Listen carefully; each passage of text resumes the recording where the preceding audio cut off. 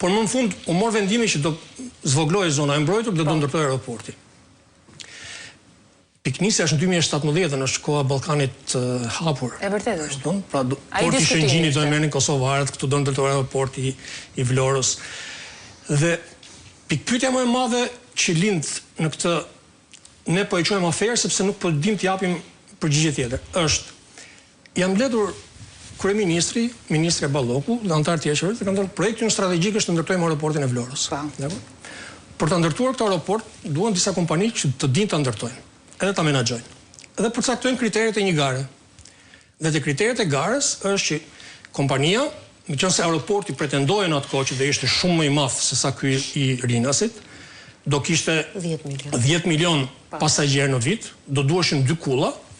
Atëherë dhe kompania që duhet ta menaxhonte duhet ishte e kësaj përmase. Sigurisht.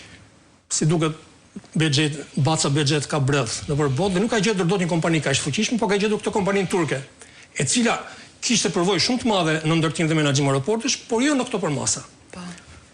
4 ditë përpara se të bëhej gara, zvoglohen këto kriteret. Nga 10 milion pasagjerë shkon në 2, nga 2 kulla bëhet 1, po, e vërtetë është. Meqense ngeleshin 4 ditë nga tendri kështu, bonin gjetur një kompani tjetër të tretë, edhe shprehën interes dhe ajo dhe tha, si janë këto se kanë ndryshuar kriteret, kështu që më ndihmoni më të fillon në garë.